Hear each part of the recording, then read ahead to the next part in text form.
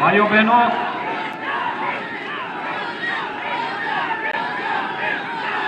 मुकेश सहनी जी अब सही दल में आए हैं और सही जगह आए हैं। त्रेता युग में निषाद राज ने भगवान राम की नैया पार लगाई थी और इस युग में भगवान राम की कृपा उनकी नैया पार जरूर लगाएगी। इसमें कोई संदेह किसी को नहीं होना चाहिए।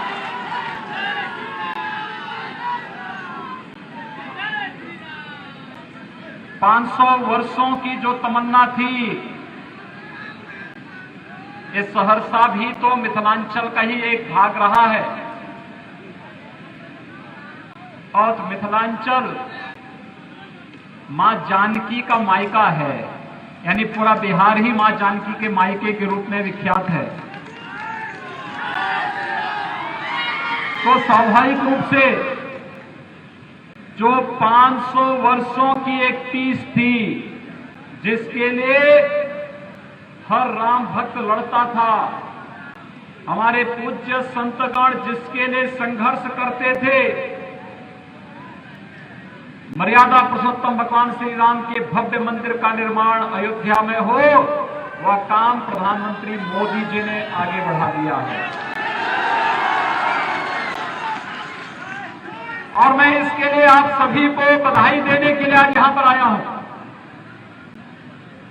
आपका अभिनंदन करने के लिए आया हूं। और मेरी हार्दिक इच्छा थी अयोध्या में भगवान राम के भव्य मंदिर निर्माण के कार्यक्रम में बिहार के हर गांव का प्रतिनिधित्व हो, इसमें आपकी सहभागिता हो। लेकिन वैश्विक महामारी कोरोना को ध्यान में रखते हुए जो गाइडलाइन थी, उस गाइडलाइन का पालन करना था, इसलिए हम लोगों ने कार्यक्रम का लाइव प्रसारण किया और कोरोना को परास्त करिए, बिहार के अंदर डबल इंजन की गाड़ी के रूप में एनडीए की सरकार लाइए और अयोध्या में भगवान राम के भव्य मंदिर निर्माण की कार्य सेवा में फिर शामिल होइए।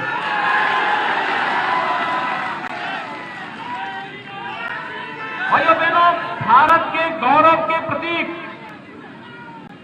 भारत के अंदर भारत की सुरक्षा का हो, भारत की आन बान शान का हो, या फिर गांव, गरीब, किसान, नौजवान, महिलाओं के कल्याण का हो, पिछले 6 वर्षों के दौरान प्रधानमंत्री मोदी जी के नेतृत्व में हर एक कार्य निरंतर समाधान की ओर अग्रसर होकर के भारत को दुनिया की एक महाशक्ति के रूप में स्थापित करने के लिए प्रधानमंत्री मोदी जी के नेतृत्व में भारतीय जनता पार्टी और सहयोगी दल कार्य कर रहे हैं।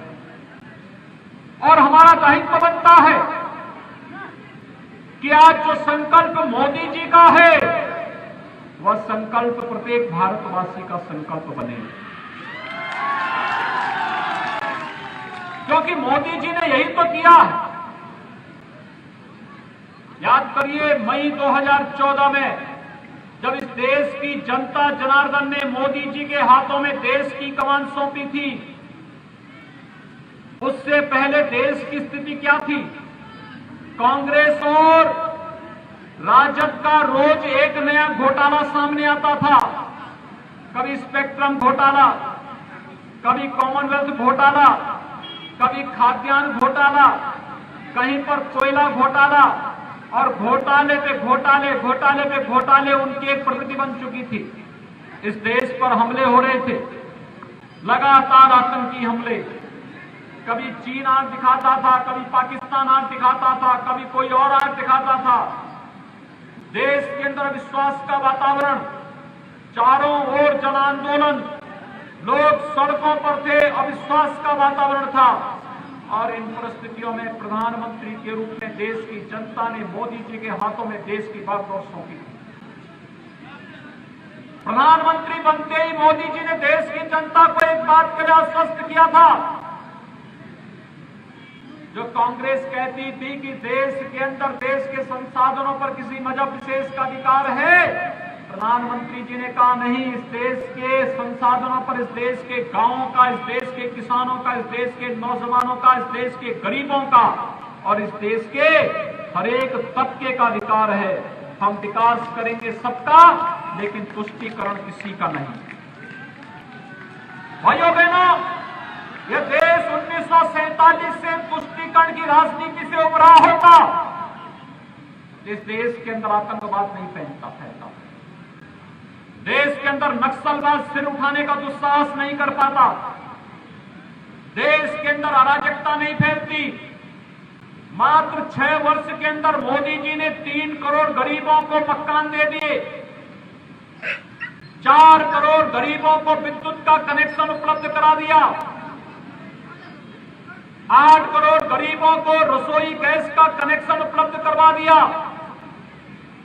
10 करोड़ गरीबों के लिए एक शौचालय उपलब्ध करवा दिया, 12 करोड़ किसानों को प्रधानमंत्री किसान सम्मान निधि का लाभ दे दिया, 15 करोड़ नौजवानों के लिए प्रधानमंत्री मुद्रा योजना में आर्थिक स्वावलंबन का रास्ता प्रशस्त कर दिया, 35 करोड़ गरीबों के बैंकों में अकाउंट खोल करके वित्तीय समावेशन के साथ उन्हें जोड़ने का कार्य किया, 50 करोड़ गरीबों को प्रधानमंत्री किसान सम्मान निधि में 5 लाख रुपए का स्वास्थ्य बीमा का कवर देने का कार्य किया। और भाइयों बहनों, कोरोना कालखंड में 80 करोड़ लोगों को निःशुल्क खाद्यान्न देने का काम भी प्रधानमंत्री मोदी जी ने किया है। ये मात्र 6 वर्ष के अंदर प्रधानमंत्री मोदी जी करके दिखाए हैं।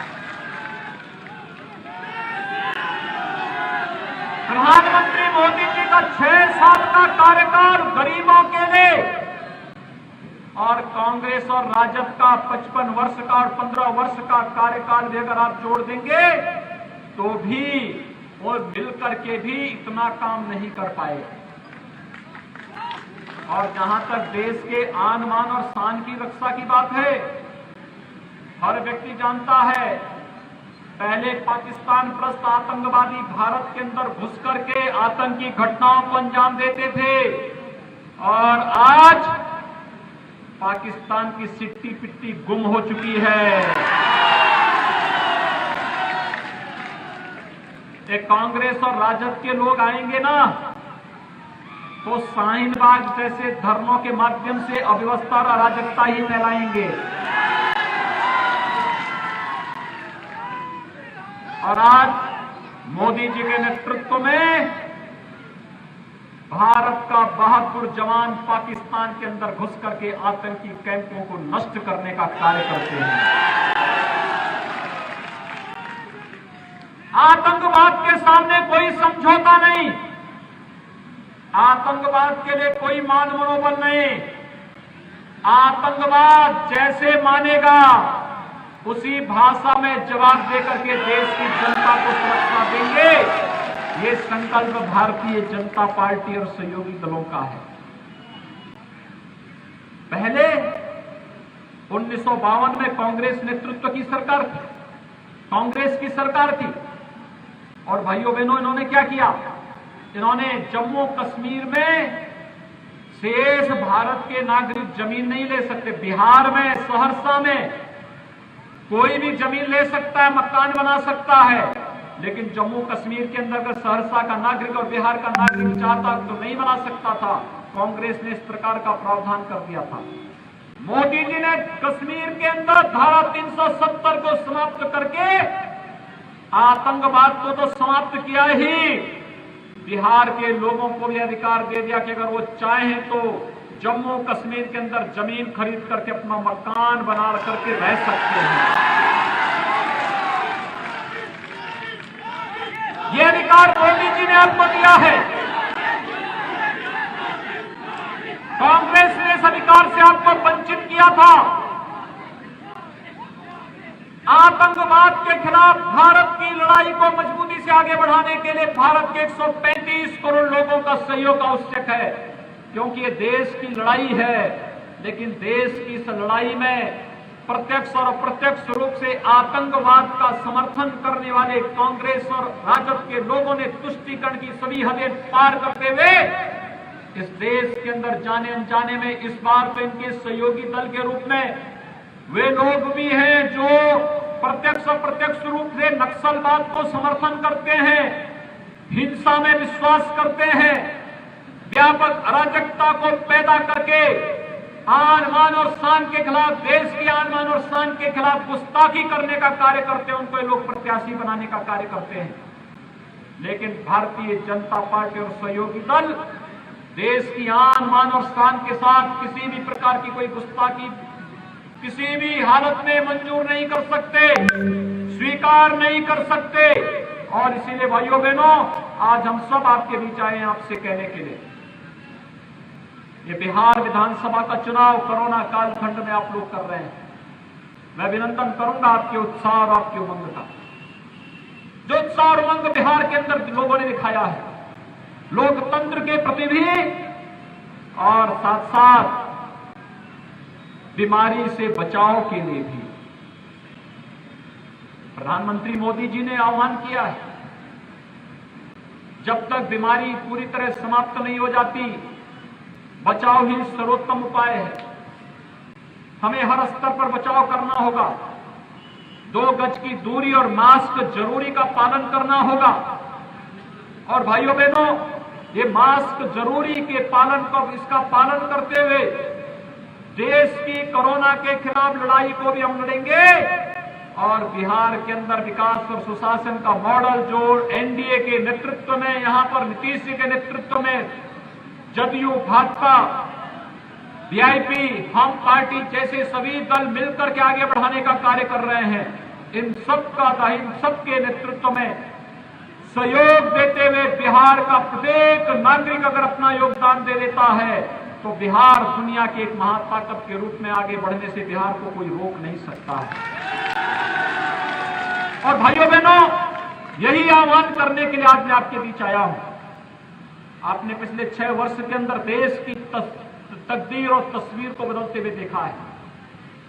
आज भारत दुनिया के अंदर एक ताकत के रूप में अपनी धमक को पूरी मजबूती के साथ आगे बढ़ा रहा है। आज जनता के साथ किए गए हर एक वायदे को एक एक करके पूरा किया है मोदी जी के नेतृत्व में भारतीय जनता पार्टी ने। जब सभी कार्य एक एक करके पूरे हो रहे हैं, जनता को लोक कल्याणकारी योजनाओं के साथ जोड़ने का कार्य हो या देश की 135 करोड़ जनता को सुरक्षा प्रदान करने का कार्य हो या फिर भारत के आन मान और शान को दुनिया के सामने पूरी मजबूती के साथ रखने का कार्य हो, जब ये कार्य प्रधानमंत्री मोदी जी के नेतृत्व में रखा जा रहा है तो भाइयों बहनों, जहां एक और ये लड़ाई मजबूती से लड़ी जा रही है, वही 500 वर्षों से जनता के मन में एक तमन्ना थी, अयोध्या में भगवान राम के भव्य मंदिर का निर्माण कार्य कब होगा। मैं लोकसभा चुनाव में भी आया था और भाइयों बहनों, जब लोकसभा चुनाव के दौरान में आया था तो लोकसभा चुनाव के दौरान जनता ने मुझसे एक ही प्रश्न पूछा था। वे मुझसे पूछते थे कि योगी जी, आज तो मोदी जी प्रधानमंत्री हैं और उत्तर प्रदेश में मुख्यमंत्री आप हैं। आप लोग नारा लगाते थे कि रामलला हम आएंगे, मंदिर वहीं बनाएंगे। अब चुनाव में आए हैं, ये तो बताइए कि क्या तारीख भी बताएंगे। और भाइयों बहनों, अब तारीख बताने नहीं, हम तो काम करके वापस आपके पास आए हैं बताने के लिए। कोरोना नहीं होता तो बिहार के हर गांव के कम से कम एक व्यक्ति को अयोध्या में जरूर आमंत्रण देते। शिलान्यास के कार्यक्रम में, कार्य शुभारंभ के कार्यक्रम में जरूर आमंत्रित करते। जब प्रधानमंत्री जी के कर कमलों से अयोध्या में भगवान राम के भव्य मंदिर के निर्माण कार्य का शुभारंभ हो रहा था, लेकिन कोरोना के कारण हम लोग आपको प्रत्यक्ष रूप से नहीं बुला पाए। लेकिन कोरोना समाप्त करिए, बिहार में एनडीए की सरकार बनाइए और फिर एक एक गांव को कार सेवा के लिए हम अयोध्या में आमंत्रण करेंगे कि आप लोग आइए, 500 वर्षों की इस कसक को पूरा करिए और साथ साथ अयोध्या और जनकपुर का जो मिलन है, उत्तर प्रदेश और बिहार का राम जानकी के रूप में जो मिलन है, इस मिलन को एक और नई मजबूती के साथ, सांस्कृतिक धारा के साथ आगे बढ़ा करके, आध्यात्मिक धारा के साथ आगे बढ़ा करके हम लोग विकास के पथ पर अग्रसर हों। और आज यही तो कार्य हो रहा है। अयोध्या से सीतामढ़ी तक एक राम जानकी मार्ग का निर्माण मोदी जी के द्वारा कराया जा रहा है। भाइयों बहनों, जो दूरी पहले 12-15 घंटों में तय नहीं हो पाती थी, ये राम जानकी मार्ग बनने के बाद मात्र 5 से 6 घंटे में अयोध्या की दूरी बिहार से पूरी कर दी जाएगी। सुबह जाइए, दिन में दर्शन करिए, शाम को वापस अपने घर में आ जाइए। ये कार्य है, आज ये विकास है। और इसलिए भाइयों बहनों, आप सबसे अपील करने के लिए आए हैं। देखना, हमारे यहां ये कहा जाता है कि अगर किसी ने कोई उपकार किया है तो उस उपकार को पूरा करने के लिए कृतज्ञता ज्ञापित किया जाता है। और आज तो यहां पर साक्षात केवट की नैया ही यहां सामने आ गई है आपके सामने। कभी भगवान राम को इस नैया ने पार किया था और आज आप सबसे अपील करेंगे, लोकतंत्र में जनार्दन के रूप में आप स्वयं हैं, इसलिए इस नैया को पार करने में अपना योगदान दे दीजिए। भैया, ये मुकेश सहनी आपके बीच में भाजपा, जदयू और हम पार्टी सभी के सहयोग से आपके बीच में आए हैं और आप सबका समर्थन प्राप्त करने के लिए आए हैं। मेरी अपील होगी, सहरसा जनपद में भाजपा, जदयू, हम और वीआईपी के जितने भी प्रत्याशी हैं, सहरसा से आलोक रंजन झा भारतीय जनता पार्टी के प्रत्याशी भी बनाए गए हैं। और मेरी अपील होगी, आप सभी लोग जहां भी वीआईपी से, भाजपा से, जदयू से और हम पार्टी से जो भी प्रत्याशी हैं, उन सभी को हम लोग अपना समर्थन दें। आप लोग सभी समर्थन देंगे? सभी लोग अगर समर्थन देंगे, एक बार हाथ खड़ा करके थोड़ा मुझे आश्वस्त करिए। जहां तक मेरी आवाज जा रही है, माताएं, बहनें, नौजवान, बुजुर्ग, किसान, सभी लोग, ये बाउंड्री वाल पे जो लोग बैठे हुए हैं, आप लोग बाउंड्री वाल में बैठ के रक्षक के रूप में काम करिए। बोलिए कि हम लोग सब समर्थन करने जा रहे हैं। आप सबको मैं बहुत धन्यवाद देता हूं, आपने जो समर्थन दिया। अपील है, देखना, क्वारंटीन में थे श्री मुकेश सहनी जी। कोरोना के खिलाफ लड़ाई भी और चुनाव भी दोनों एक साथ लड़ा जा रहा है और उन्होंने इसका पूरा ध्यान रखा। हो सकता है घर घर न जा पाए हो, लेकिन भाइयों बहनों, आपके पास स्मार्टफोन है, इस फोन का इस्तेमाल करिए। अपने नातेदार, अपने रिश्तेदार, अपने मित्र, अपने शुभचिंतक को एक एक कॉल करके या एसएमएस करके उनको बताइए कि मुकेश सहनी को हमें यहां से भारी बहुमत से, सिमरी बख्तियारपुर से भारी बहुमत से इस नाव चुनाव चिन्ह पर भारी बहुमत से विजयी बना करके उस बिहार विधानसभा में भेजना है। एक अपील और दूसरा, सहरसा से श्री आलोक रंजन झा भारतीय जनता पार्टी के प्रत्याशी कमल चुनाव चिन्ह पर है। मेरी आप सबसे अपील है कि इन्हें भारी बहुमत से विजयी बना करके बिहार विधानसभा में भेजने के लिए आप सभी युद्ध स्तर पर लगे। कल चुनाव प्रचार बंद होगा, 7 को चुनाव अंतिम चरणों में संपन्न होगा और लोकतंत्र की ताकत का एहसास भाइयों बहनों आप जरूर कराएगा। इस विश्वास के साथ मैं एक बार फिर से आप सबको हृदय से आपका अभिनंदन करता हूं। अपनी वाणी को विराम दे। जय जय श्री राम, जय जय श्री राम।